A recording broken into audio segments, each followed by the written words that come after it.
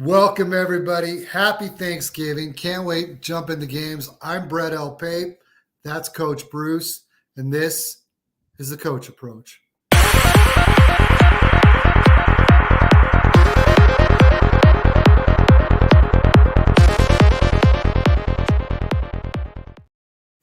Coach, how you doing tonight, man? Doing fantastic, man. We got Thanksgiving tomorrow. We're hosting it at the house. Got family coming over. Nice. So yeah, it's good, You man. got a How lot about of you? people coming over? Nah, there's only 10 of us, but it's gonna be a good time, man. Football's on all day. Yeah, You we, can't, we you can't go wrong. yeah, we only got about 8 to 10 showing up as well. You know, I have 11 kids, so usually it's tough to get everybody together, but we got 8 of them coming, so we're looking forward to it. Can't wait. And we got 3 football games tomorrow. So, Coach, I can't tell you how much I appreciate you. As long as we're talking about Thanksgiving, we're gonna end the show tonight. Talk about 3 players that we're very thankful for as fantasy managers, not necessarily as podcast hosts, but just guys who play the game. So 3 guys that we're thankful for having. And so that's kind of the theme. So, Coach, I can't tell you how much I appreciate, this the last 3 years. I reach out to you on Twitter. We got to know each other. We were 2 older guys in the community, I guess, and we both Yeah. were former high school football coaches. So thank you so much. I've really enjoyed the ride, and I look forward to keeping going down this road with you, Coach. Yeah, man. Extremely thankful for you, man. It's crazy how if I remember right, I put a post up. I just gotten a microphone, had the crazy Yeah. idea to start a podcast, and then you had reached out, and then Christian Williams reached out from the cut, and next thing you know, we're up and running, and then did that for a year, and then felt like we needed to have a little bit more freedom, so we got with Alex Johnson over at Yards Per, and extremely thankful for those guys for giving us an opportunity to kind of come and go and you work with our schedules, and because we can change a little bit. I travel a lot for work, and extremely thankful for you, man. Couldn't imagine doing it with anybody else for the last 3 years, brother. We're also very thankful for the fact that, over the last year and a half, we've had an actual audience that has kind of tuned in, but not only tuned in, but they've asked a lot of questions. And that's made the show a heck of a lot more fun. I don't know about you, Coach.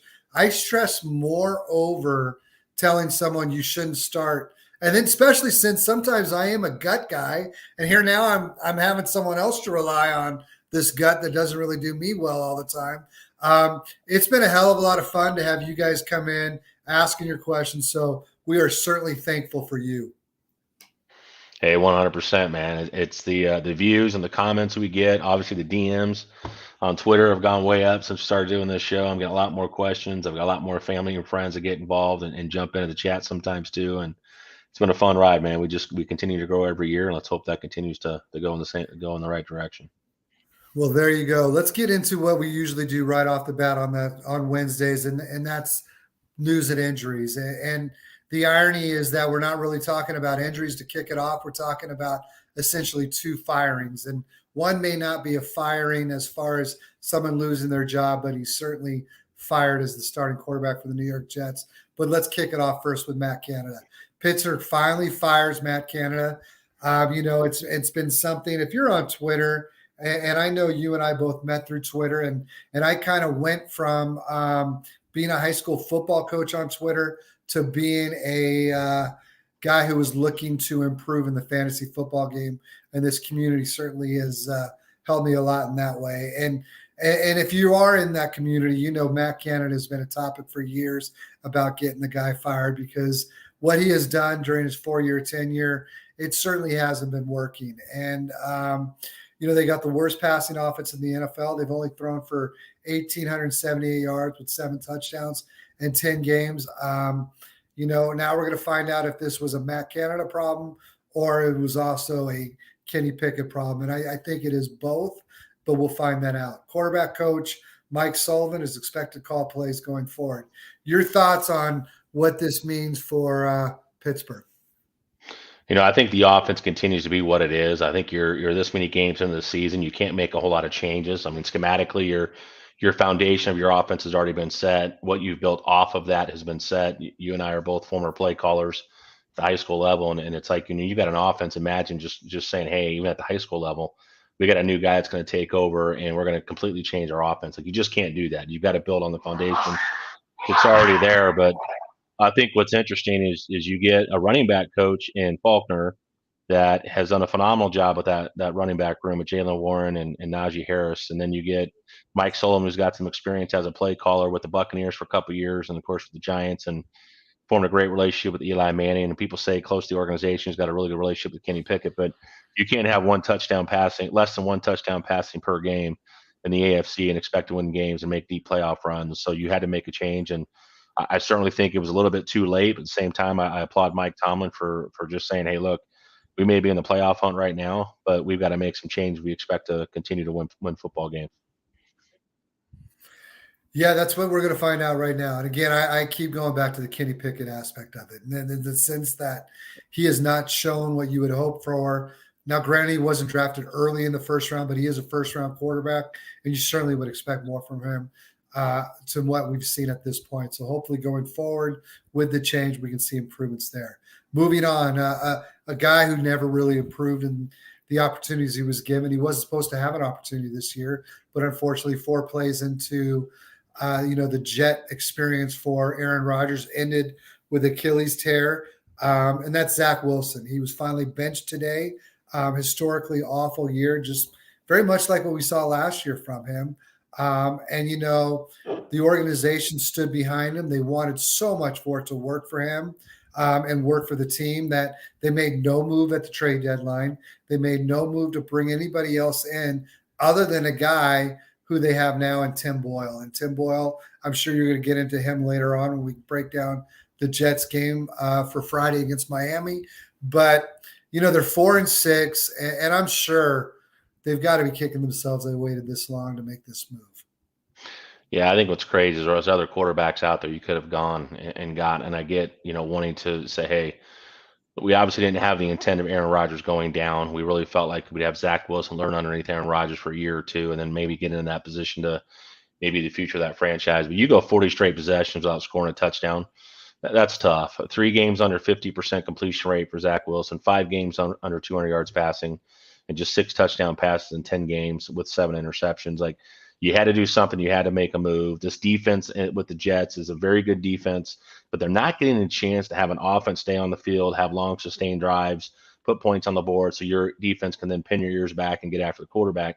They haven't been able to do that. And so, they're going to make a move, and they're going to try to see what Tim Boyle does. And we'll certainly get into Tim Boyle when we break down the Jets game tomorrow or on Black Friday, but we'll do a little more deep dive into him. But it's crazy. You've got guys like Carson Wentz out there. You've got guys like Joe Flacco that were out there. You've got guys that, and just not wanting to bring any of those guys in as soon as Aaron Rodgers went down, just in case Zach Wilson wasn't the guy, is why you're in the position you're in now.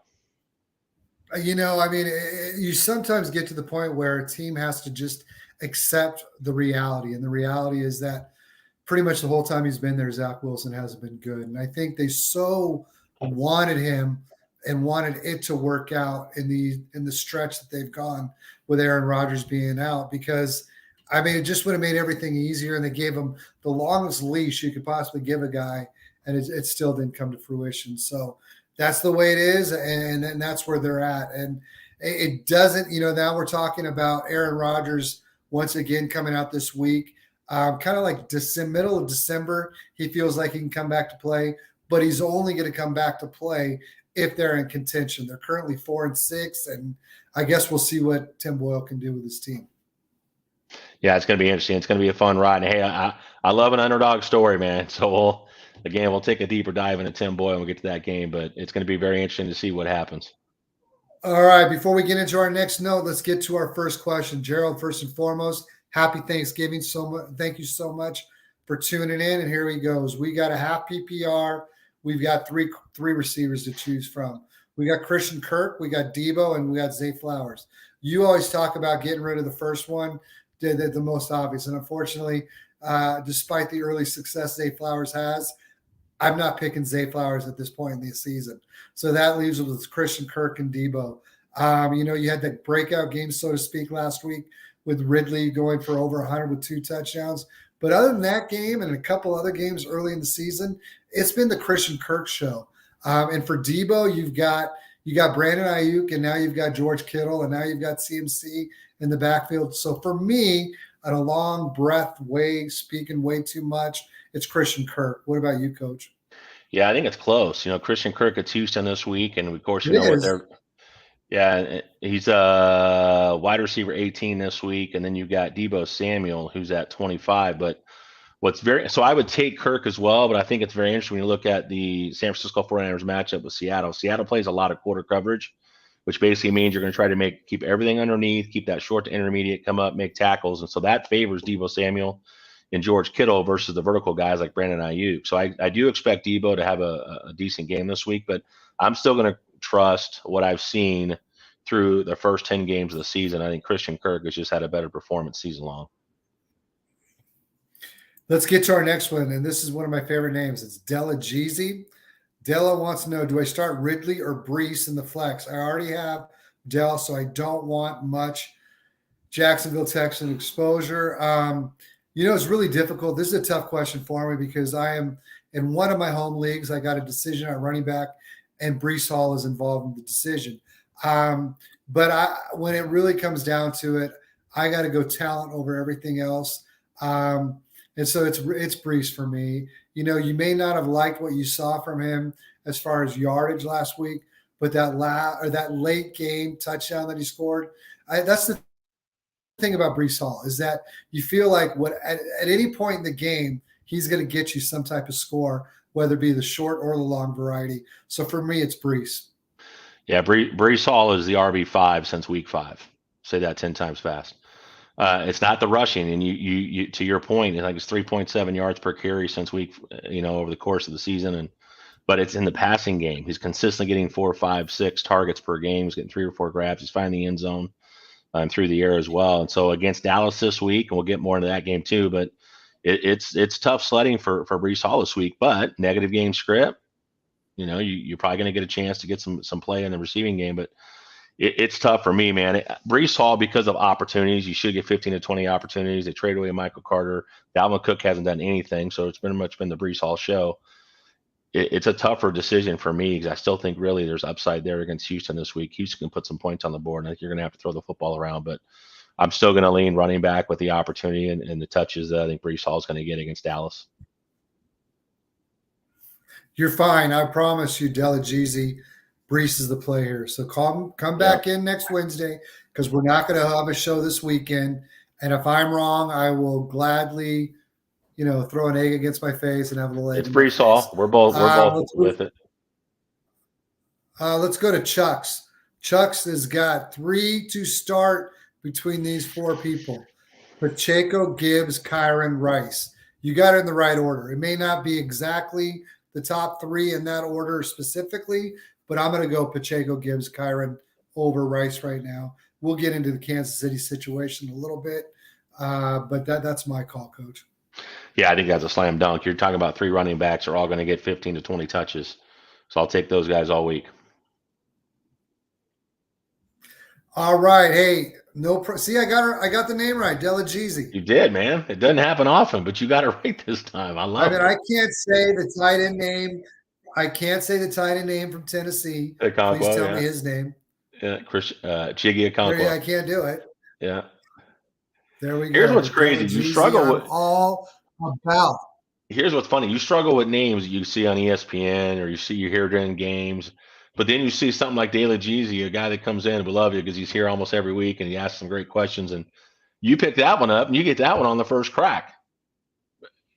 Yeah, it's a talent, man. It's a talent. It is. I'm here for the people that tune in. That's right, man. I mean, I don't think the guy from Tennessee is ever going to watch the show, so I don't feel quite as bad as getting his name wrong. Yeah, you're probably all right. Hey, let's move on to our next bit of news, and that's a guy who's kind of been invested in the Green Bay offense. This one kind of hurts me, and that's Aaron Jones. He suffered from the hamstring injury early in the season, missed 3 of the first 4 games. Now he suffered a knee injury versus the Chargers. Did not return. LaFleur, after the game, kind of sounded like it wasn't going to be a long-time injury for him, like no IR for the second time this season. But he's certainly not going to play 3 days after they just played, so he's out for tomorrow. Your thoughts on this and how it affects Green Bay?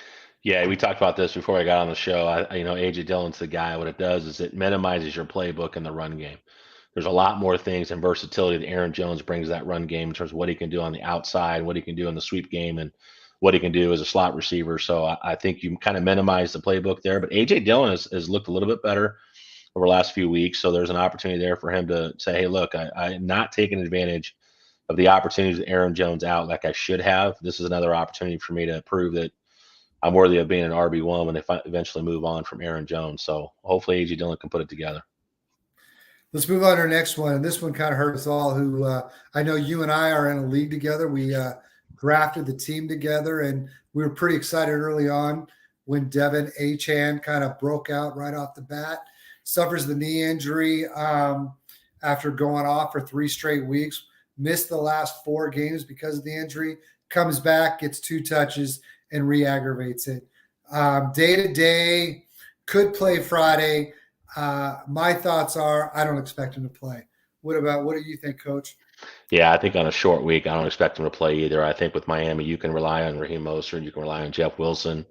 They've also got Salvon Ahmed is also out this week. So I think you just rely on those 2 guys, give them another week to get healed up. But hey, 7 total touchdowns in 5 games. What's crazy is you're looking at his numbers, 10.9 yards per touch, but he's actually averaging more yards per carry at 11.2 on the ground than he is on the yards per touch, including his receiving. So unbelievable special talent. And I was really, really excited to get him to come back. And we were talking about a home league that I'm in. I'm 9-2, and I lost this last week, very close down to the wire, came down to the Kansas City game on Monday night, and I had Achane in my lineup. And, of course, only got 1 carry and 1 target. So had he played a full game, I'd come out with a win there. Yeah. I'm sure there are a lot of people just like that. In fact, you and I have a team where that occurred.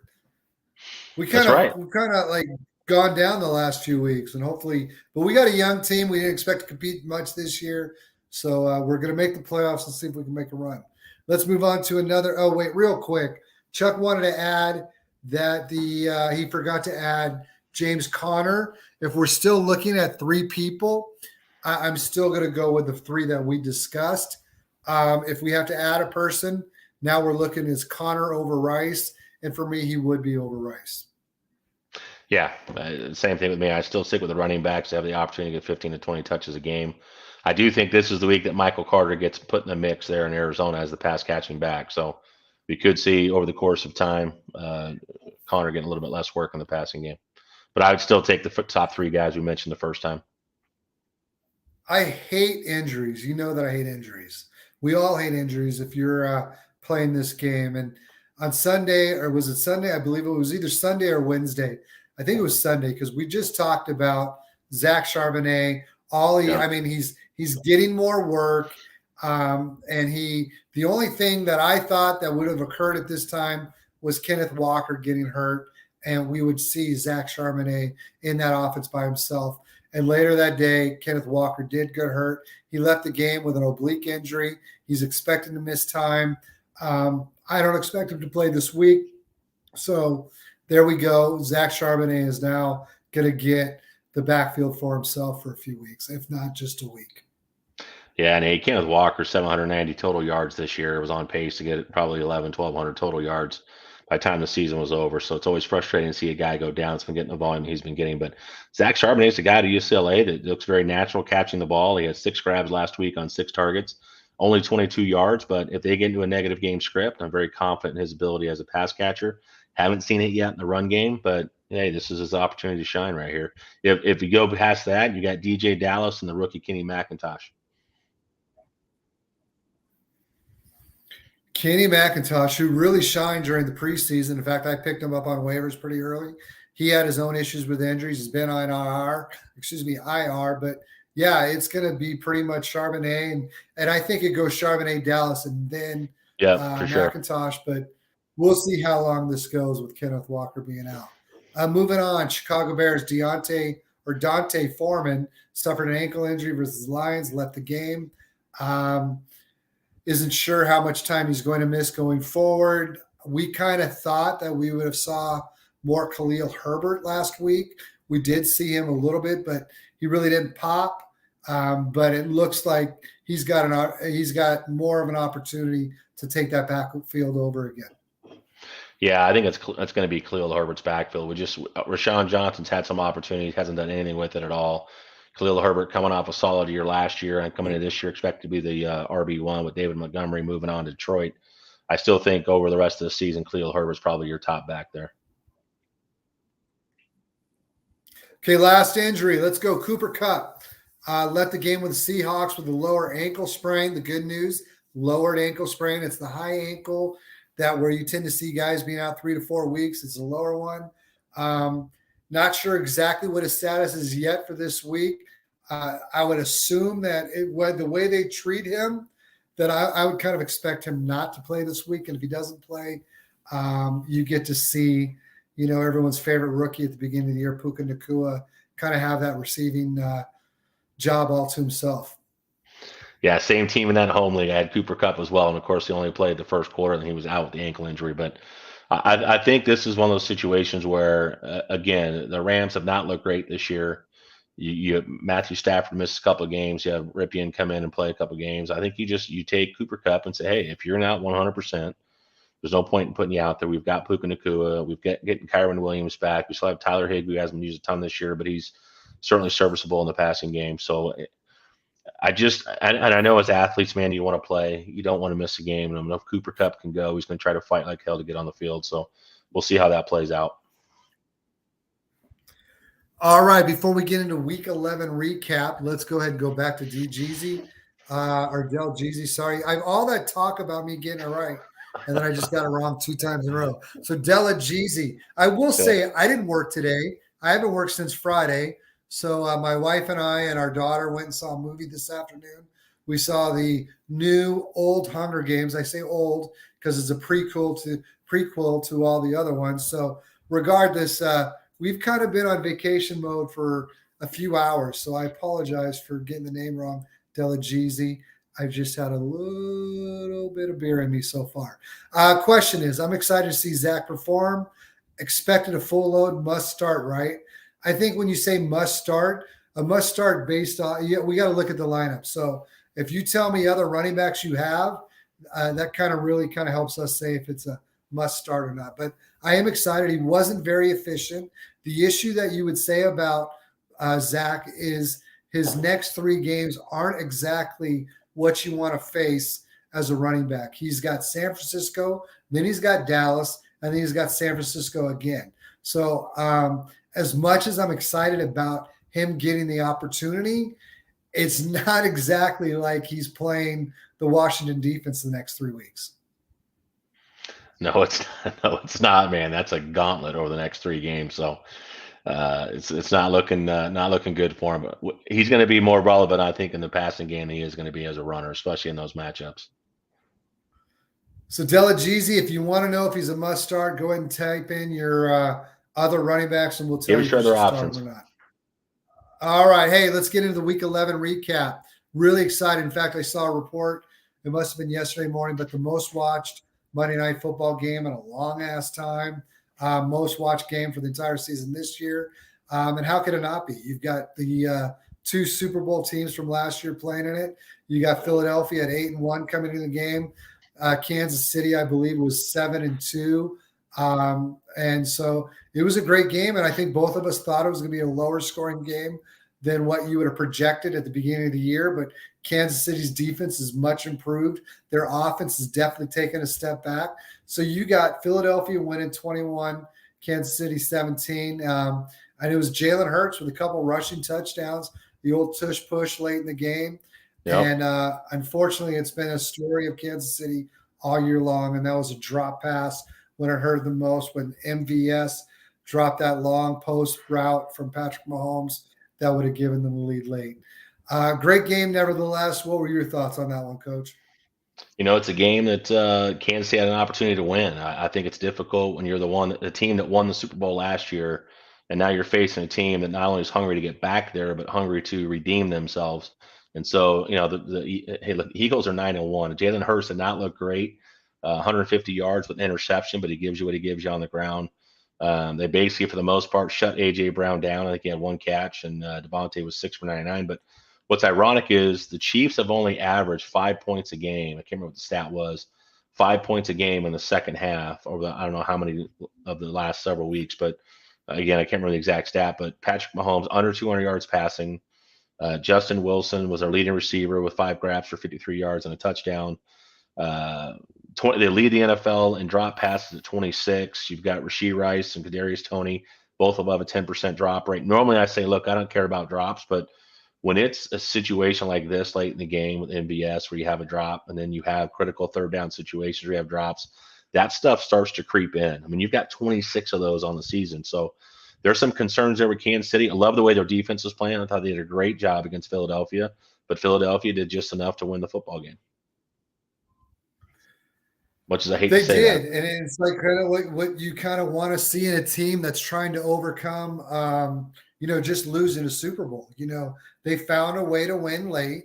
I was kind of surprised that they struggled as much as they did offensively, but you've got to be impressed with their resiliency. And again, that tush push, people can try and talk about outlawing it, but it's you saw all the texts last night or all the tweets about Jalen Hurts getting, or anytime a Philadelphia Eagle gets tackled at the 1 yard line, Jalen Hurts is sitting there smiling. So it was a good, great Monday night game to watch. All right, let's move on. And before we get into our next game, let's get to our next question. We got a few. We'll go through all these.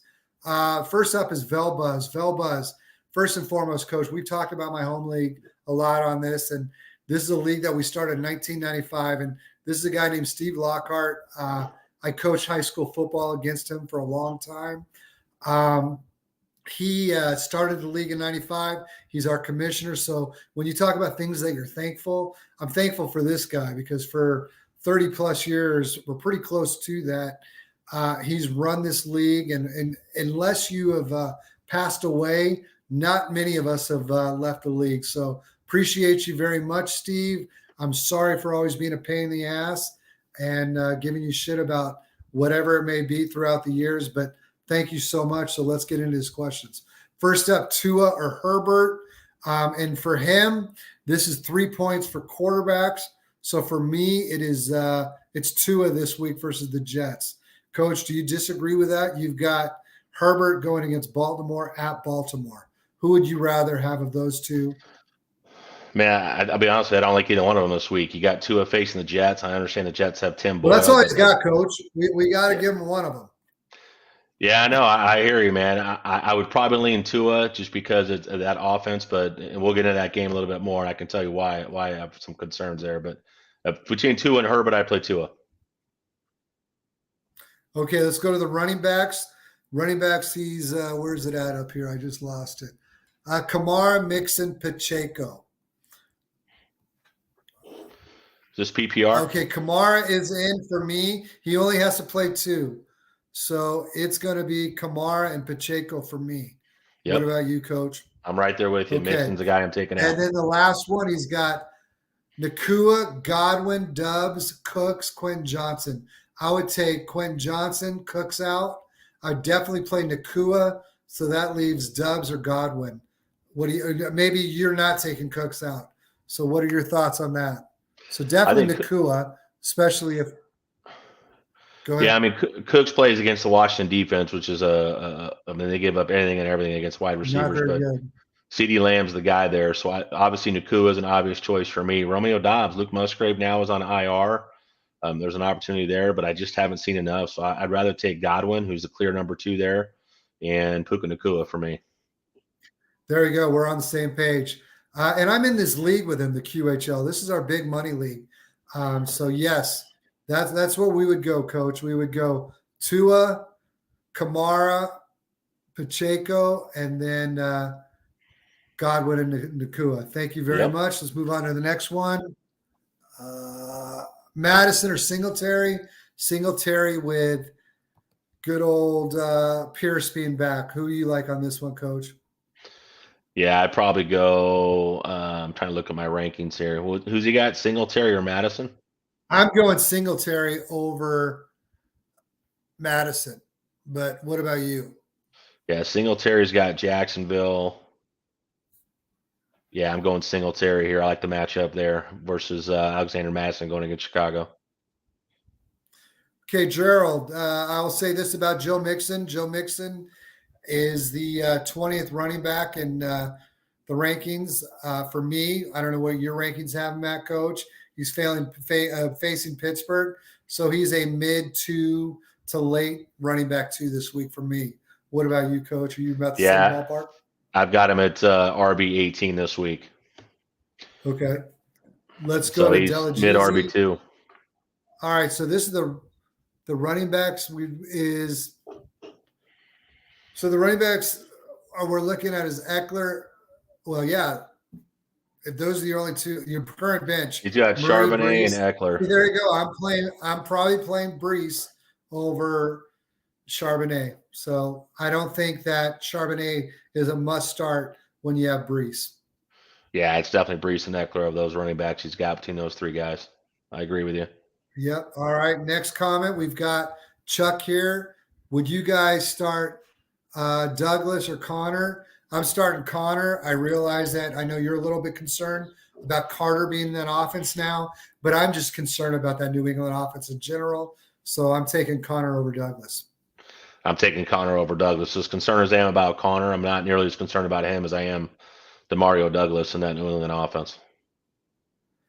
All right, going back to Chuck's question earlier about Rice and all those running backs, it's full PPR. It doesn't make a difference for me, Coach. Nope. How about you? I will say this, though. I am the one who has said over and over again, we're going to get a Rashee Rice breakout game. So if Rashee Rice does break out anytime now, it's not me confirming that I was right.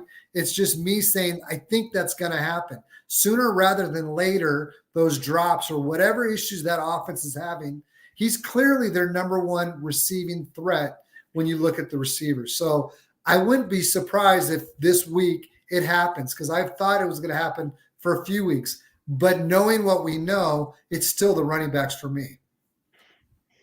Yeah, I agree with you. Sorry, I'm trying to look at the next one. Okay, the next one. Herbert is home. It's still Tua for me, Coach. Would you start Debo or Pacheco? For me, I'm going to start Pacheco there. I worry about all the mouths to feed in San Francisco. 100%. Pacheco's got the lead role in that run game. I'm with you. Why don't you take this one, Coach? We need one running back and one flex between Chandler, Jeff Wilson, Nico Collins, Zay Flowers, or Dubs. So of the running backs, I think I'd rather have Chandler over Wilson. What about you? I'm trying to need one running back and one flex between Ty Chandler, Jeff Wilson, Nico Collins, Zay Flowers, Romeo Dubs. So we got to have one of those two running backs. Chandler over Wilson. Yep. And then as your flex, I'm taking Nico Collins. I'm taking Nico Collins without. Yeah. We're on the same page. Still Noah Brown. All right. One more. Delajeezy. Keep Ridley in over Zach. So Zach Charbonnet? Yeah, I'm taking Ridley over Charbonnet. Okay. Also, Browns or Chiefs. Chiefs for me. Chiefs got a great schedule the rest of the year for defenses. And then Fields or Murray? It's Murray for me.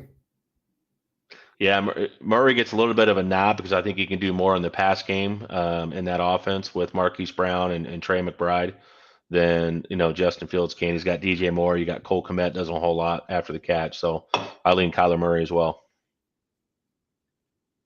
Okay, one receiver here. D-Hop, Godwin, Douglas, Higgins, or Rice? D-Hop, Godwin, Douglas, Higgins, or Rice. I will take. I hate all of those, to be honest. I don't love any of them. I guess is the way I should phrase that. First one I see is Hopkins at 25. Where is Higgins? Because Higgins, he's number 2 on the team with a new quarterback, so I don't know if I like him. Yeah, with Jake Browning, he's out. It's D-Hop. It's D-Hop. It's D-Hop. For me. Clear wide receiver one All there. Right. Will Levis is targeting him, so I'm taking D-Hop. Okay, let's move back to our Week 11 recap. Love the questions. Quit sending them in, or keep sending them, not quit. That was not a Freudian slip. Let's go back to our Week 11 recap, though. Detroit 31, Chicago 26. Hey, you got Justin Fields back. They looked a hell of a lot better. He still had a few passes that you would like to see a little better accuracy with. He did his typical thing that he does in the rushing game.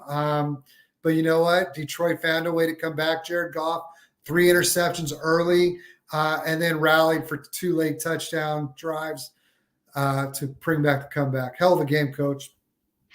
Yeah, I think the takeaways for me is the continued use 2 games in a row now of David Montgomery and Jahmyr Gibbs when they're playing together. Montgomery gives you 12 for 76 and a touchdown on the ground. Gibbs gives you 8 for 36 for the touchdown on the ground, but also gives you 6 grabs for 59 yards. The way they're utilizing those 2 guys, and Jameson Williams, of course, gets a touchdown, which is always good to see. But the Sun God, man, Amon St. Brown continues to 8 grabs, 77 yards, and a touchdown every single week, regardless of matchups, regardless of coverage scheme, who the corner is that he's facing, or defensive scheme he's facing. Just continues to put up numbers. So, this is a game you want to see with Detroit, right? They're 7-2 coming in this game. You're playing against Chicago. It's getting Fields back. They've got 3 wins on the season and coming off a win, and so you're kind of, this is the game where you get nitty gritty, and it's coming down the fourth quarter. You're behind in the game. There's potential upset, and they go down the field and they score and they win the football game.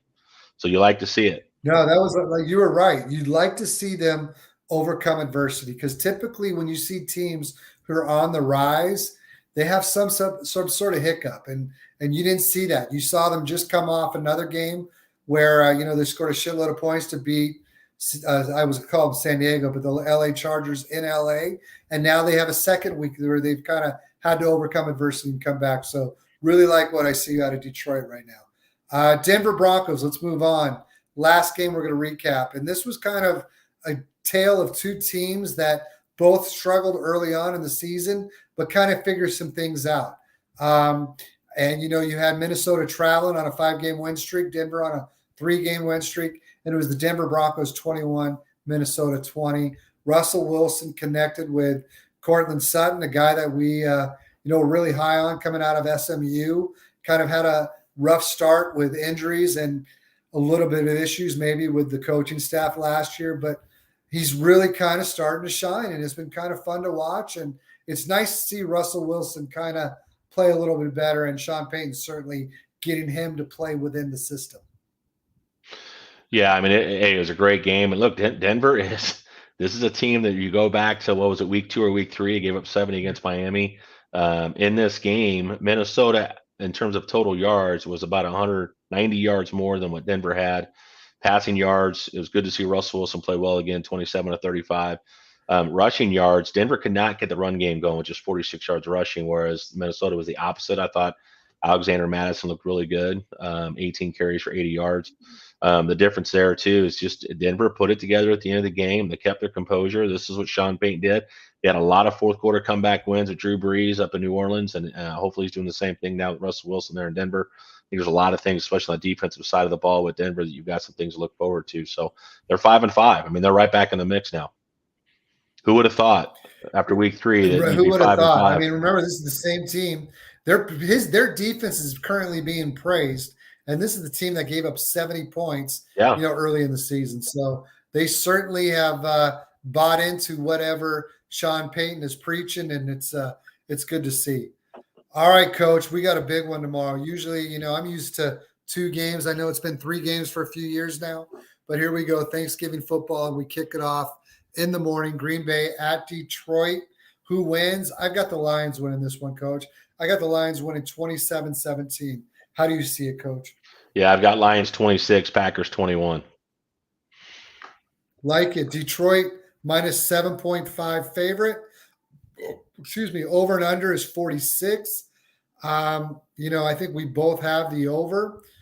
It should be fun. This is kind of where, as a pseudo Green Bay fan earlier in the year, when I saw this game on the plate, I was excited about to get to see them play with no other games going on. So let's dive into the start and sits with it. Starts for me. We've already talked about Aaron Rodgers not Aaron Rodgers. He's no longer with the team, but Aaron Jones being out tomorrow. And we've also talked about A.J. Dillon has looked a little bit better. Here's a guy that had an opportunity early, kind of was very inefficient, much like he's been most of his career, but he has had a lot better success over the last couple of weeks. So for me, where we're at this part of the season, I think AJ Dillon is a guy that I feel comfortable starting. So he's a start for me. Moving on to the tight end spot. Tight end, we do not have the rookie out of Oregon State. He is out, unfortunately. So that brings us to another rookie out of South Dakota State in Tucker Kraft. He's going to get an opportunity. He's more of an inline kind of blocking type guy. So I'm not starting him this week, but I am excited to see what we have in him, to see if he does have any receiving upside, because he's a guy who they have also invested in some pretty good draft capital this past season. But he's not a start for me. Receivers, you've got the issue every week. Which of the three do you start? Do you start Reed? Do you start Doubs? Or do you start Watson? For me, it's Jayden Reed this week. I feel comfortable starting Jayden Reed. They have made it a point to try and find him, to get him involved in getting the ball. He's been one of their better receivers all year long, leading the team in receiving yards. Last week, he had 4 carries for 46 yards and a touchdown. So he's a guy they're trying to find a way. So I feel real good about starting him. Romeo Doubs, he's been someone you can start. And I know you and I in our deep bench, or not deep bench, but deep starting lineup we have in our Superflex league, we have started him quite regularly. But if I had to pick one receiver, it is Reed, and I'm not ready to start Christian Watson. Do you have any thing you would add for Green Bay, Coach?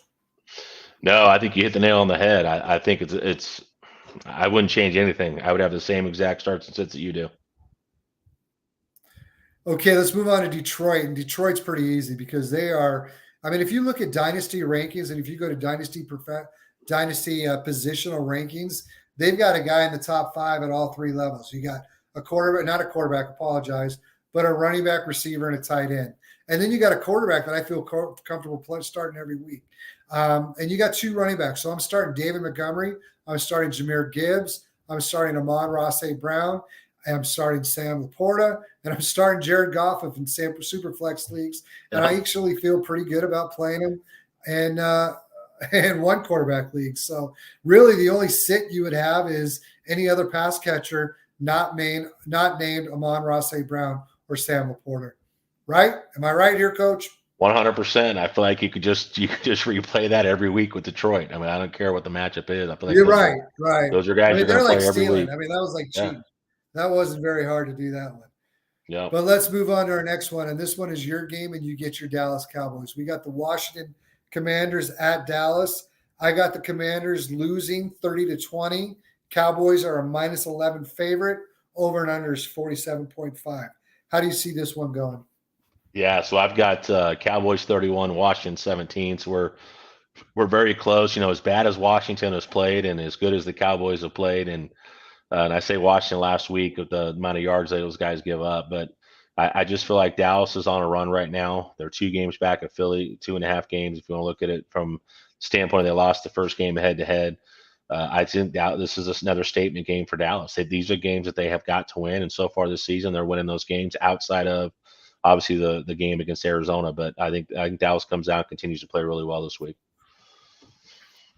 And who are your starting with Washington, Coach? Yeah, so as far as start with the Washington Commanders offense, they're 17th in scoring on the year. They're 26th in rushing, and they're 10th in passing, and that's season long. But if you look at the last 3 games, they're 11th in rushing. They're over 122 yards per game, and they're 4th in passing at 275. So that offense has really been clicking. But you're playing the Dallas Cowboys this week, and the way that these guys are playing. So if you start out in the quarterback room, Dallas is 6th in fantasy points per game and 2nd in passing yards allowed to quarterbacks, giving up 14 touchdowns, but they've got 11 interceptions. Deron Bland's got 4 pick sixes on the year, which ties an NFL record. Sam Howell's QB4 in the season, QB3 over the last 3 games, but he leads the NFL in completions, pass attempts, passing yards, but he's also leading the league in interceptions against a team like Dallas that has 11 of them so far this year. The volume's going to be there. But this Dallas defense over the last 5 games have held Bryce Young to 123 yards, Tommy DeVito to 86 yards, Jalen Hurts 207, Stafford 162, and Justin Herbert to just 227. They're dealing. So Sam Howell to me is not a must start, other than because there's a chance for again, the interceptions. There's a chance for the fumbles. They give up a lot of sacks, and Dallas gets a lot of sacks and a lot of pressures. So he's not a must start for me. It depends on who your other options are. As far as the running back room goes, Dallas is 6th in fantasy points per game, 8th in rushing yards allowed to the running back position. But Brian Robinson, he's RB1 over the last 2 weeks. He's averaging 23 a game over that span. It's not just what he's doing in the run game. 25 carries, 111 yards is not overly impressive for 2 games, but he's got 13 grabs for 177 and a touchdown. That's 38 touches and What's crazy is that yards. when you had those two coming into season, everybody hoped that Antonio Gibson would be the pass catching guy and Robinson would be the guy that you're getting on first and second down. It's been all Robinson, and he's had no issue handling the load. Which is why he's a start for me. Even with Dallas being as good as they are against the running back position, he's the only guy in that backfield that can do it. As of right now, Antonio Gibson's a game-time decision with the toe, and I think even if he's back, I don't expect him to get a full workload in his first game back. So I still think Brian Robinson's a viable start this week against Dallas, even in a negative game script, because he's getting the receiving work. In the wide receiver room, Terry McLaurin, just 9 grabs on 15 targets over the last 2 weeks, is wide receiver 41. Has not broken 100 yards all game this season, has 7 games under 65 yards. But with all that said, again, negative game script. If he's your best option you have in your lineup, I don't hate the start, but I'm not starting him. I've got him at wide receiver 29 this week. And then Jahan Dotson, Curtis Samuel, flip a coin on who's going to play well on any given week. I'm not comfortable starting either one of those guys. But Logan Thomas, I think that's where it's Terry McLaurin, it's Logan Thomas, and it's Brian Robinson in the passing game to me as the top 3 options. He's got at least 4 grabs in 6 of the last 7 games, so I'm comfortable starting Logan Thomas. Anything you would change there for Washington? It's weird how good of a season Logan Thomas is having. Yeah. I mean, I've seen a lot of he's always been a guy, you're talking about a former quarterback from Virginia Tech who's now a viable starter in fantasy football at a tight end spot. Didn't you love, I don't know if it was, remember when they played Seattle and he went up to DK Metcalf and said, hey, my 15-year-old son, you're his favorite player, and DK Metcalf. I mean, that's just pretty neat. The guy's been in the league for a while, and to see him be a viable tight end is pretty neat to see. Yeah, it's pretty cool, man. I think he's a guy that's got tight end 1 potential week in and week out and a heavy passing volume offense. So I'm always comfortable locking him into a starting spot typically. So for the Cowboys, all right, hey, let's go back to Chuck's. He's got a tough. Yeah. Say that again. No, let's get to Chuck. I was going to look at the Cowboys, but let's get it. These are both 2 good options. For me, you've got, I don't know if it's half PPR or full PPR. In full PPR, I mean, I'm going Trey McBride, which seems crazy, but I got Trey McBride as the number 3 tight end this week facing the LA Rams, and Sam Laporta, the number 5 receiver, tight end, and PPR. I think you got a great choice in either one of them, Coach. Yeah, I've got him at 5 and 6, with McBride at 5, Laporta at 6, Green Bay and the Rams, respectively. But I like Trey McBride because I think the target volume that he is getting, where Sam Laporta has had a couple games now where the target's not been there, like we've seen over the last few weeks prior to that. So I still lean Trey McBride in with Kyler Murray back. I think they're going to try to sling the ball a little bit more, which Detroit now with both running backs in play, if they can ground and pound on you and use that to set up play action and take some shots, I think does not bode as well for Sam Laporta as it does for Trey McBride. All right, let's go to Alejandro. Here we go. I need 2 running backs, 2 receivers, and a flex. Running backs, you've got McCaffrey, Hall, Swift, Ford. For me, it's McCaffrey and Hall. Coach, would you switch any of those? Would you have Swift over Hall? I would. I would go McCaffrey and Swift. And I actually don't hate Jerome Ford this week either, but I'll go Swift and McCaffrey. Okay, these receivers, we got Cooper, Debo, Devontae, Puka, DJ Moore. Puka is definitely one for me. What about you, Coach? 2 wide receivers out of that. Cooper, Debo, Devontae, Puka. So definitely I'm going Puka. I don't like Amari Cooper this week. It's DJ Moore for me. Yeah, DJ Moore would be the other one. Yep, I agree with you. Dame says, I got a couple decisions to make if you guys have time. We sure do. We're not going anywhere. We're going to go back to one more game we got to break down, or we got 2 more. But let's get to Garrity here. Garrity has choose 2.5 PPR. ETN, White, Swift, Pittman, Smith, Ridley, or Olave. Half PPR. Well, I'm going ETN. That's the first one I'm going to go with. And now I'm going from there on out. God, I'm playing Rachaad White. Look, Fair enough. Efficiency numbers haven't been great, but even in half PPR, he gives you the volume, and he's getting you 20 touches a game, and he's finding the end zone. So I like Rachaad White. All right. We're going to throw this question up, or we're going to break down the next game. Coach, I believe I'm breaking down the next one, so you can take a look at this one and think of your answer. We'll get to it after we get done with good old San Francisco at Seattle. Who wins? I got 49ers winning this 24, Seahawks 13. Seahawks are a +7 underdog. Over and under is 42.5. Coach, who do you have winning this one?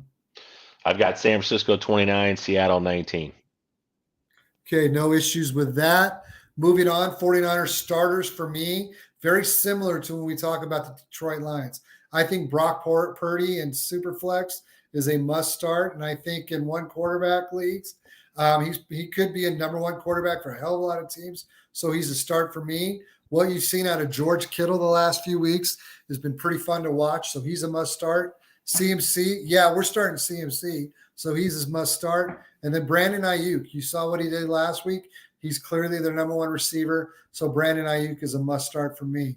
I mean, if I have Deebo Samuel and I have a flex spot or I have a 3 or 4 receiver type roster, I don't have a problem playing it. But if you're playing in the old school 2 receiver league only, I'm probably not starting Deebo Samuel. For the Seahawks, starters for me, again, we've talked about Zach Charbonnet. I feel comfortable in starting Zach Charbonnet if you have better options. If you have the ability to look at some website and see week by week rankings for each position, and if Zach Charbonnet is higher ranked than anyone else on your team, I have no issues with Zach Charbonnet starting, so he's a start. DK Metcalf, really like what I saw last week against the Rams, so I feel like he is the guy. When Geno has the opportunity, he's force-feeding him, so he's a start for me. Sits, I'm looking at Geno Smith, JSN, and Tyler Lockett. Anything you would change on that, Coach? No, man, you got to dial. The only thing I would say is, I think I alluded to this earlier. We're talking about San Francisco. Is I think it's a Kittle, which of course you're going to start every week at tight end. It's a no-brainer regardless of matchup. But I do think it's a Deebo week from the wide receiver. I think Deebo outplays Brandon Ayuk this week. Just throwing that out there. I like it. I disagree, but I like it. All right. Are you ready for this question? This is from Dame Walker. Team is Allen, Jacobs, Bijan, Charbonnet, Ty Chandler. Okay, so, what are we going to trade? This is Jiminy Christmas. You're 8-3. Quarterback is Allen. These are tough without seeing your whole league. And I've said this before on the show. If you want to send a link to your league, I would have no issue, and I'm sure Coach would have no issue going through it. But if just looking at the positions, you're fine at quarterback if you're only starting one. I think you're pretty good at running back with Jacobs, Bijan. If you can upgrade there, that might help you out a little bit. I don't know how many receivers you have to start. If you only have to start 2, then you might trade a Higgins for a back, or you might make some sort of package. Coach, anything you would add or anything? Well, we need a heck of a lot more information. Yeah, I mean, my first question would be, is it redraft or dynasty, right? If you're talking about making trades, I'm assuming this is, you've got guys like Zay Flowers right now who's not playing well but has upside, but there's guys that are all in on Zay Flowers that might be willing to overpay for him. I'm not opposed to that. You talk lower down. I mean, go to the next question, which helps us out that he puts on here.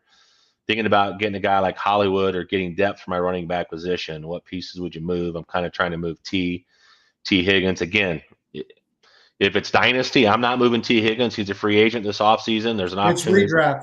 Yeah, so it's redraft. It's redraft. Okay. So I'm okay trading T Higgins right now based on it being redraft, because I would.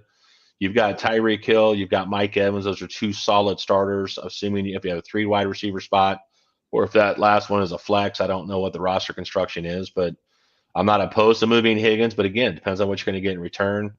I'm not big on Curtis Samuel, and of course Michael Wilson rest of season. I'm not high in him right now. I Especially like him as a redraft. player, but especially in redraft. So it's a tough one without all that information.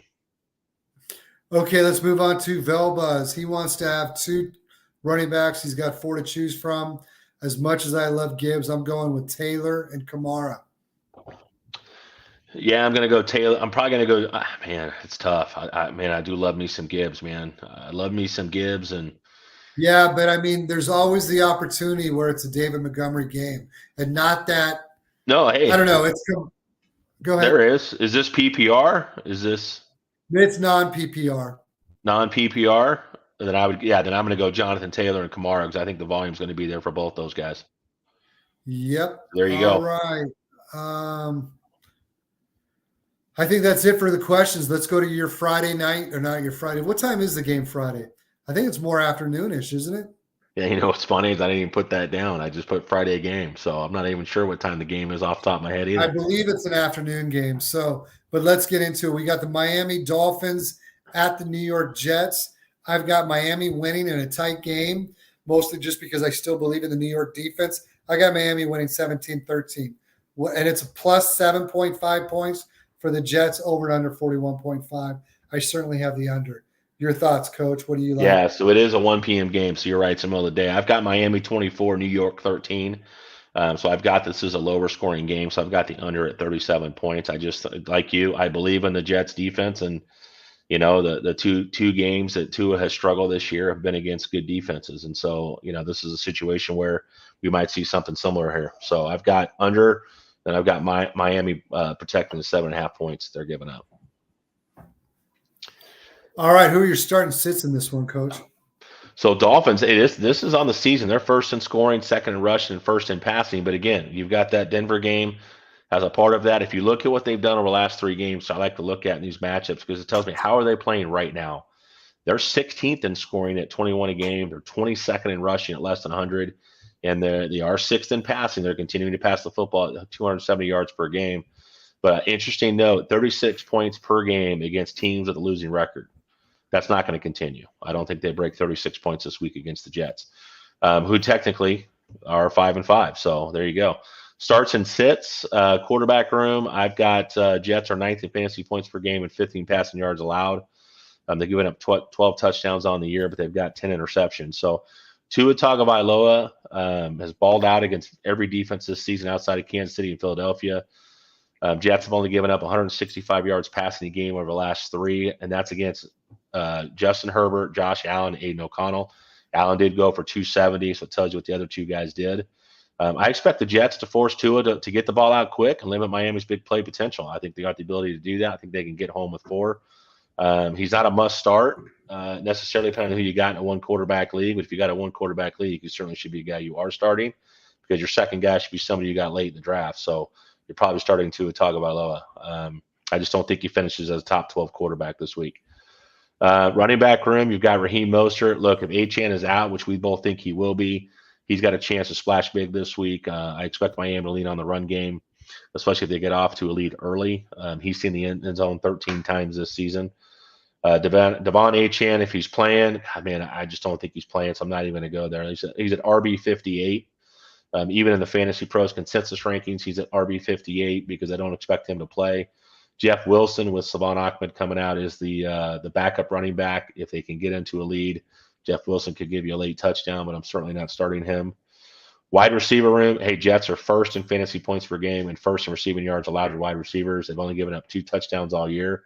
I don't give a shit. I'm playing Tyreek Hill against anybody and everybody, and I'm not going to hesitate on that. So Mike McDaniel's too good at moving him around with motions. They use bubble motions. They use, every motion you could think of. They usually want jet sweep. So, and they toss the ball up in front. It counts as a pass. Always helps you pad your stats a little bit.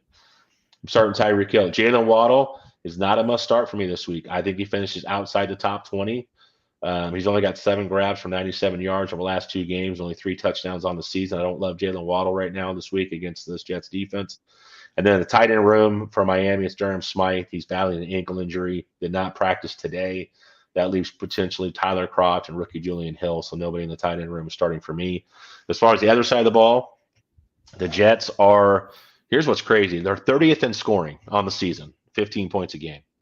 Their last 3, 8 points a game, dead last, almost half of that, which was already bad enough. They're 30th in running the football at 78 yards a game, and they're 20th in passing at 185. It's ugly. It's literally the worst offense I can remember, and I'm almost 50. When you watch it, and maybe it's because I'm paying more attention as an analyst now, and I'm watching these things, and I'm playing games over, and God, it's terrible. Starts and sits, quarterback room for Miami, or for the Jets. Miami's 19th in fantasy points per game. They have given up 15 touchdown passes. But this is Tim Boyle, and I'm going to make this as quick as I can. It don't matter. 32 starting quarterbacks in the NFL this week. He's QB 32. He was 7 of 14 for only 33 yards last week. I just want to share this. So in 3 seasons at Connecticut, 48% completion rate, 1,237 yards, 1 touchdown, 13 interceptions. Transfers to Eastern Kentucky, gets 2,134 yards passing, 11 touchdowns, 13 interceptions. More interceptions than touchdowns again. That's 12 touchdown passes to 26 interceptions as a collegiate quarterback. Somehow he's in the NFL and he is a starting quarterback for the New York Jets. If that's like not 5 New or York 6 Jetting, years, right? Yeah. He's played 5 years. He's had 3 starts, all with the Lions. He was 0-3 in those games. Guess what? 3 touchdowns, 9 interceptions. It's not good. It's just not good. So I love an underdog. This is not that one. The only guy that I'm comfortable starting is Breece Hall. But even his numbers, he's RB5 since week 5, an average of 18 points a game. I think I touched on that earlier. But the rushing numbers, he's 63 carries for only 157 yards at 2.5 yards per carry since week 6. But in the passing game, 23 grabs for 237 yards, and he scored 3 total touchdowns in that time. So that's where he's giving you points, is in PPR formats. If it's half PPR or standard scoring, I'm not starting Breece Hall, but in PPR, I will start Breece Hall. And then outside of that, there's nobody I'm starting. I'm not even starting Garrett Wilson. I think he's a wide receiver 3 this week at best. The matchup on paper, Miami gives up 24th in fantasy points per game to wide receivers. They've given up 11 touchdowns to the position. I don't see it with Tim Boyle at quarterback. And this sucks because Garrett Wilson is such an unbelievable talent. He is a wide receiver 1 talent with Aaron Rodgers. I think we're talking about him as a top 5 wide receiver in the league this year. He's had 4 straight games of 12 or more targets and 7 or more grabs until last week when he finished with 2 grabs for 9 yards against the Bills. It's ugly in New York right now, man. I just don't know, as a Jets fan, how you can look at this game, even though it's at home, with Dolphins coming into town and Tim Boyle at your quarterback, and feel like you've got a chance in hell of winning this game. It's rough. You know what? The Jets came into the season, they were on Hard Knocks. Every fan, know, all the guys in the industry, like, Rich Eisen. All of them just so damn excited about this year. And for them, it's just the biggest gut punch of all time. But they get a little help with Tim Boyle. That's their help. Let's move on. We've got Dame Walker. Is Higgins and Charbonnet too much for Pacheco? For me, it is. Only in the sense that we talked about Charbonnet's tough matchup over the next 3 weeks, but I do like him. We always say 2 for 1. If you can do better than Pacheco, I would do it, but I wouldn't do it for Pacheco right now. You, Coach? Yeah, and hey, I see Garrity talking about how Higgins is almost droppable at this point. I'm not saying the talent's there. They have a quarterback situation themselves. Jake Browning, so I get it. I do. 100%. But what I was going to say is that's what's crazy about how far we've gone, how much of a difference that makes, right? It's Garrett Wilson, Tim Boyle. It's it's T. Higgins and Jake Browning, right? Jake Browning at least played in a Pac-12 at University of Washington in a passing offense and had some very, very good collegiate stats. I certainly would trust Jake Browning with T. Higgins and Jamar Chase and the offense they have there. But yeah, to me, it's still too much to give up for Pacheco, in my opinion. Full PPR, who would you start between Downs, Brown, or Nico? If Brown is A.J. Brown, I'm starting A.J. Brown. If Brown is Noah Brown, I'm starting Nico Collins. How about you? What if it's Hollywood Brown? Just to throw another one in there. We can keep going on Browns if we want. Oh, shit. Because I'm Now we assuming got a that's little who it is, because decision. that's more of a debate. Yeah, I think the other two wouldn't be much of a debate, but you're talking about Josh Downs. I'm going to If assume it's Hollywood Hollywood Brown. Brown, all right, let me look at my receiver ranks. Yeah. Assuming that is Marquise Brown, I'm playing Nico Collins. Nico I do Collins is love, number 20. yeah, I do like Downs as a PPR hog in certain matchups with the quarterback they've got there in Gardner, but I just don't see the touchdown production. So if I'm swinging for upside, I'm swinging for Yeah, Nico with it's Nico quarterback Collins top for me. 5. Yeah, we're on the same page there. Fields or All Purdy? right, Fields or Purdy. This is my brother-in-law. Welcome, Dan. Thank you so much for tuning in. Please tell your lovely wife happy birthday from the Pape family. Fields or Purdy, Coach? It's Fields for me. What about you? Yeah, it was funny. So Fields is QB8 and Purdy is QB9. I'll take Justin Fields because of rushing upside in this matchup. I love Brock Purdy. You know, I'm a Brock Purdy guy, but I just think that San Francisco, I think, gets out. They play Seattle. Seattle's not playing well. They're not doing a whole lot defensively to stop anybody. So I think Brock Purdy does not have to have the dynamic game that Justin Fields is going to have to win a game. So I take Justin Fields, and they're using him in the run game. I mean, you saw him over 100 yards rushing last week. That's what we saw him do in the second half of last season. So I'll always take the guy with the rushing upside. So I'm taking Justin Fields there. All right, let's move on to Chandler. Chandler wants to know Tutu Atwell or Zay Jones. I got Tutu Atwell as the 54th receiver this week and Zay Jones 57. I'm sorry you have to choose between those two guys. So that would be 2-2 for me. Yeah, I'm going 2-2 Atwell because again, I don't, in my opinion, and I know Cooper Kupp's going to try to get on the field, but if Cooper Kupp is out, that's a slam dunk. I'm going 2-2 Atwell there. There we go. All right, we got one more here. We've got Deontay or Adams for Chuck's full PPR. Deontay Johnson or Devontae Adams. I'm taking Devontae Adams. I don't trust Pittsburgh's offense, and Deontay Johnson's not the target hog. We saw him a couple weeks ago. I totally agree. Just quarterback. I mean, I don't know if we've seen enough from O'Connell to think that he's good, but we did see him hit with Mr. Adams last week for a long touchdown. Yeah. So give me Adams. All right. Hey, let's get into a little fun segment. This is a little bit different. Usually we do our risers and fallers, but this week, in the spirit of Thanksgiving, we're going to talk about 3 fantasy players we're thankful for, and we're going to relate this as fantasy managers. These are guys that we have on our teams that, have certainly helped us get to where we're at in the season. Who's your first one, Coach? Who's your first guy you're thankful for? So I've been screaming for this guy all off season. I've gotten in debates on Twitter. People don't want to give him his respect. If he's a top 10 pick in the NFL draft, everybody's singing his praises. Brock Purdy is QB7 in fantasy points per game. He leads the NFL in completion percentage at 70.2, touchdown rate at 6.5, yards per attempt at 9.7, has almost a 4-to-1 touchdown to interception ratio. He's got 18 touchdowns on the year to 5. 3 of those were in the same game. You take those away, he's at 16-3. He's 6th in passing yards, 7th in touchdown passes, 3rd in fantasy points per dropback, 1st in EPA. The numbers go on and on and on and on and on. There's so much more I could give you in terms of what he does on third down situations, what he does against man coverage versus zone coverage.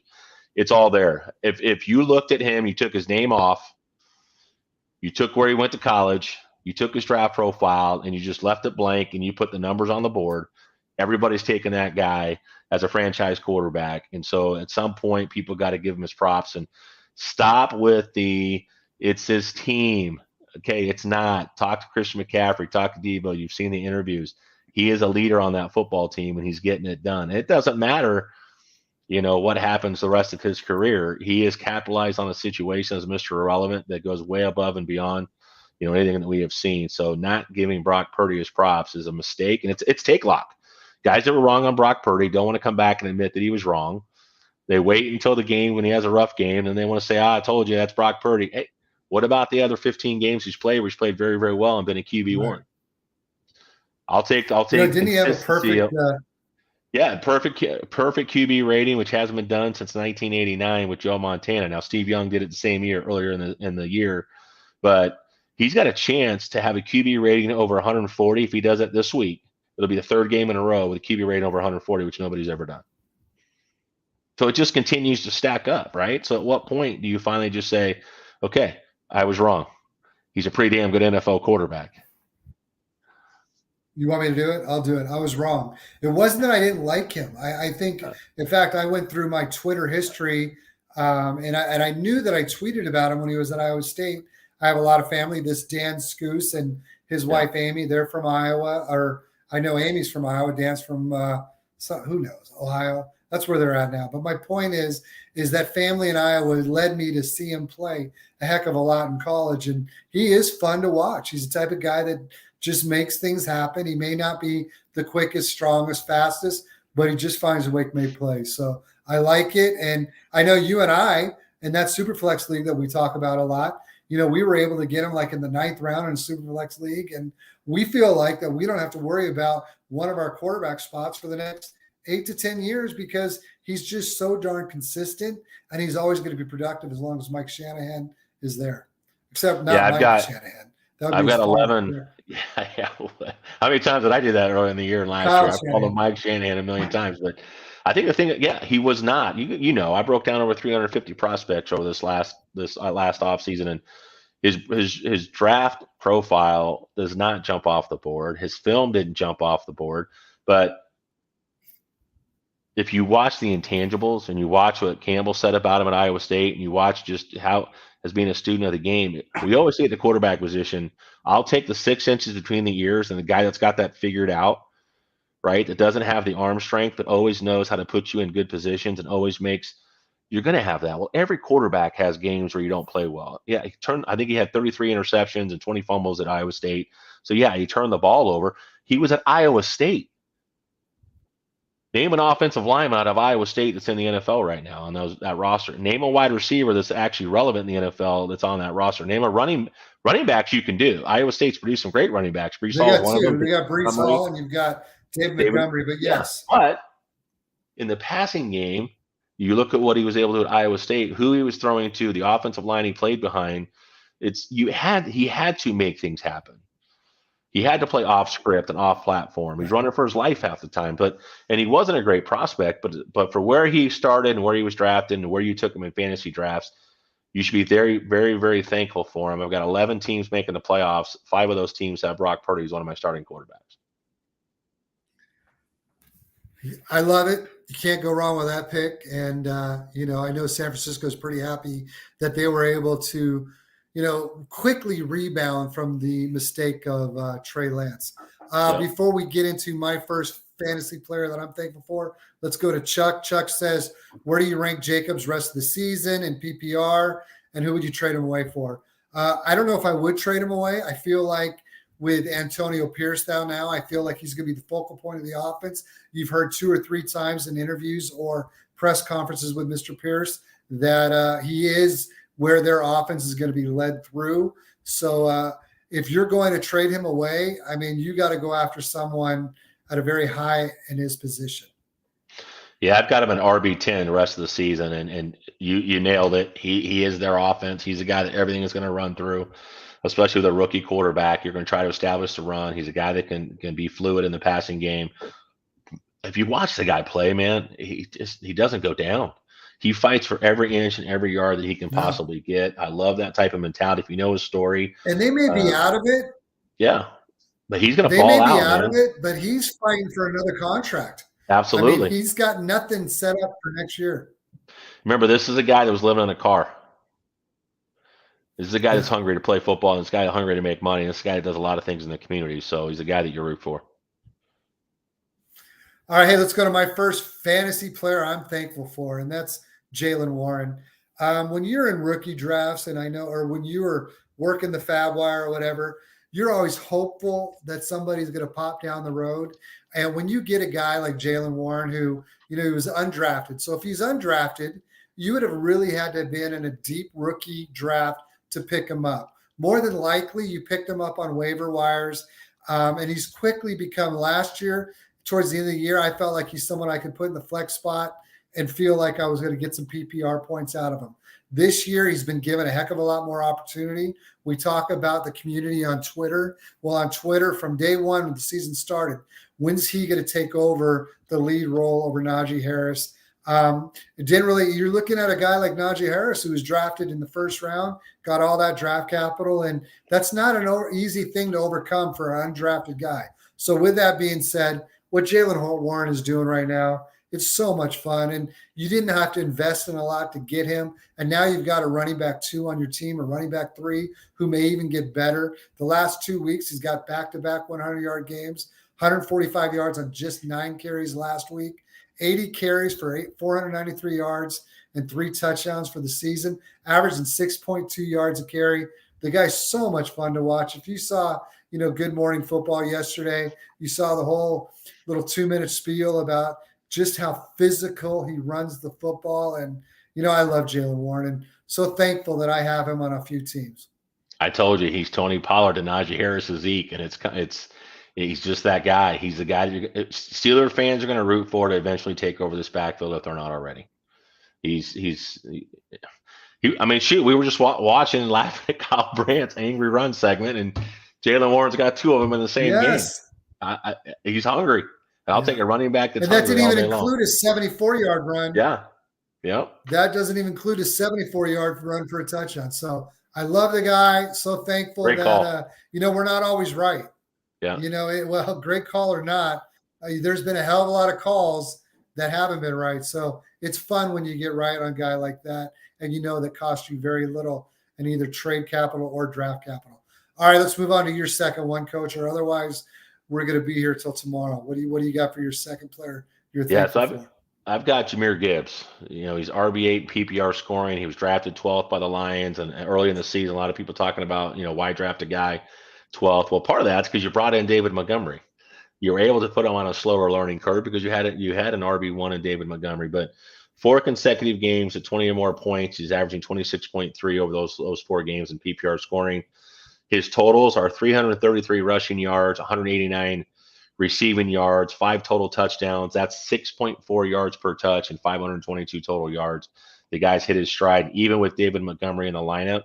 I love what they're doing, how they're balancing the 2 of those guys and getting them touches. And there's a story, talk about great guys. David Montgomery, they'd gotten the ball inside the 5, and he comes and looks at Jahmyr Gibbs and said, "Hey, why don't you go get this touchdown?"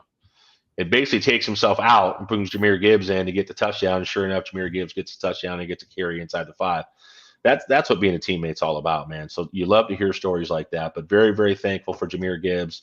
The teams that I've drafted him in, some of them got off to slow starts, and I haven't been able to recover from it, but I love the way he's playing now, and I love his outlook the rest of the season. So very thankful for Jahmyr Gibbs. Hey, he's a dynasty top 3 running back. Yeah. He's everything that you said it best, when he's everything we wanted. Now, maybe not in redraft early on, but man, oh man, am I thankful. I've got him in the league. That means the most to me. And so, yeah, Jahmyr Gibbs has been a hell of a lot of fun. Let's move on to my second guy, and that's CeeDee Lamb. There's two sides of the coin. There are guys that hit that you've invested very little, like my first guy in Jaylen Warren. Yep. And there's the guys who hit that you've invested a lot. And, I was fortunate enough that CeeDee Lamb came available in my home league when another guy had Javonte had Justin Jefferson. And we can only start 2 receivers. So he had Justin Jefferson and he had Devontae Adams. And this is the year after CeeDee's rookie year. So you're looking at Devontae Adams being the guy for a few years. So I traded a few number 1s and some other guy and got CeeDee Lamb. And then you're just hoping he turns in to being what you just invested in. And he's certainly done that. He's one of those guys that you can put him in the lineup and you're going to get what you usually get at the top guy each week at that position.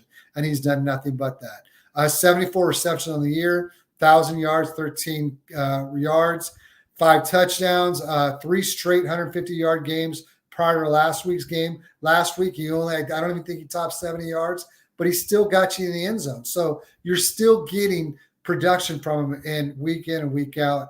And those are the type of guys where you can just pencil in and not have any worry. So CeeDee Lamb's the second guy I'm thankful for. Yeah, he's the wide receiver. You like him. I love him. He's the wide receiver 3 in fantasy and PPR scoring as far as overall scoring. He's the wide receiver 1 since week 8. Just 3 consecutive games over 150 yards. You can go on and on and on. Yeah, I'm a huge CeeDee Lamb guy. And for me, the big debate in the offseason, there was a debate with Eagle fans. I love you. You're beautiful people. I hate your team. I did pick you to win the Super Bowl this year, so lay off. I can be objective, but There's Joe Pepe. yeah, I love that guy. We got to get him on, man. But there, that's the debate was people want to debate between Devontae Smith and CeeDee Lamb, who the better wide receiver was, and I'm like, are you kidding me right now?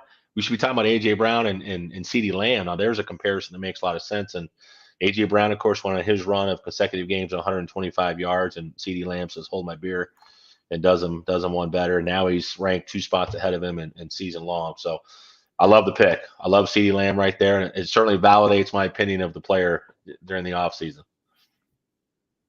All right, let's move on to your number 3 player that you were thankful for. So this one, I went a little bit, and this is going to go back to last year, and I'll be quick on this one, but when Nathaniel Hackett became the head coach in Denver, and the offense he was bringing over with what they did in Green Bay with Aaron Rodgers and Devontae Adams and the deep and intermediate passing game, I thought that favored Cortland Sutton. He's a guy that likes the ball outside the numbers, especially when they brought Russell Wilson in. It made sense to me that would be a good fit there. It didn't pan out last year. We know what happened with Nathaniel Hackett. They bring in Sean Payton. He was finished wide receiver 43 in PPR scoring last year. He's right now wide receiver 18. I have a lot of shares of him because of my beliefs where I could get him a good value going into last year. A lot of people thought Jerry Jeudy was the better of the two. He scored in double digits in 9 out of 10 games and scored a touchdown in 5 straight and 8 of 10 this season.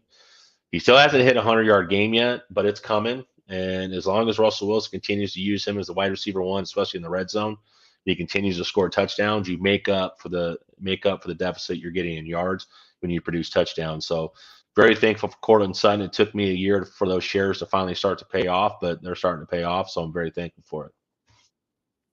Who you got? Who's your last guy? There you go. You got to love that guy. I mean, Cortland Sutton's a guy that I was real high in out of SMU. Struggled a little bit with injury, struggled with, Hackett's offense last year. And he's just been making – it's not just him producing, it's just the type of plays he's making.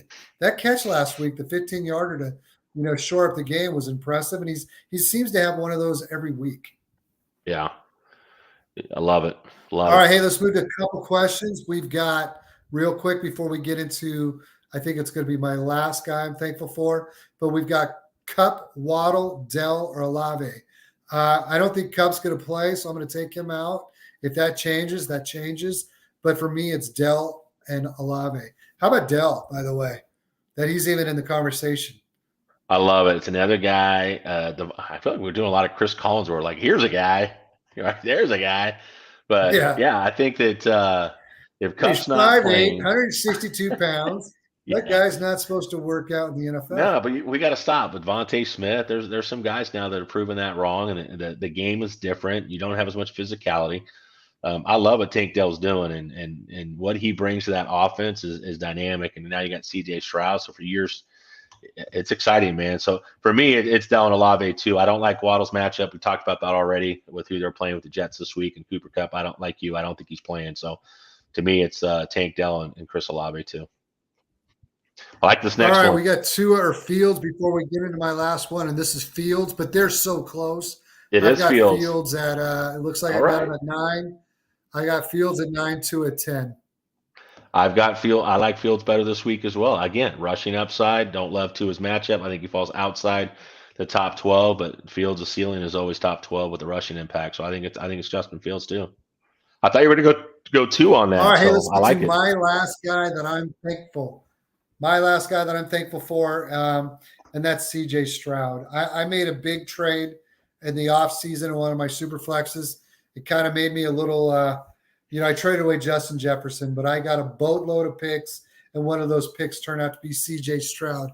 And in super flex, where quarterback is king, I feel like I've already won the deal.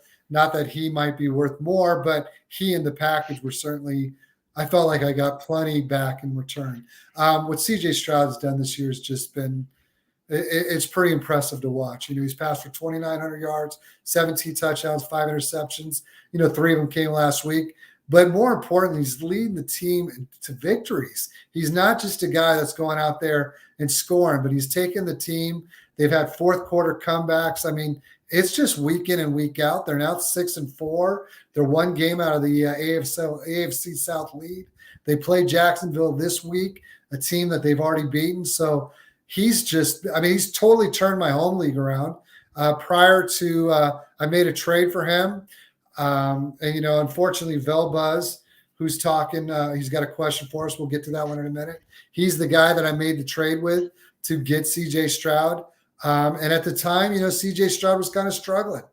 Then what occurs is that he goes on, a second week after I got him, he throws for his 400 some odd yards. Then he throws for 300 some yards to beat the Bengals, and his value is increased more than anyone else's player has over the last month. So, yeah, I'm very thankful for C.J. Stroud. Yeah, man, I love it. You look at his last 3 games, almost 1,200 yards passing, 8 touchdowns. He does have the 4 picks, but 3 of those were last week. But I think what was encouraging about C.J. Stroud is you went into last week's game, you were losing to Arizona. You've got 3 interceptions to 1 touchdown on the game. It's your worst game statistically as far as interceptions you've had. We only had 3 or 2 interceptions on the season coming into this game, which is already impressive. And what does he do? He comes down the field and they end up winning the game, and he throws a second touchdown. And it's unbelievable what this guy's doing, man. And on a team that nobody expected to do anything. Nobody expected to be any good. They felt like they were still another 2 or 3 years away, and here he's got him knocking on the door. So I love what C.J. Stroud's doing.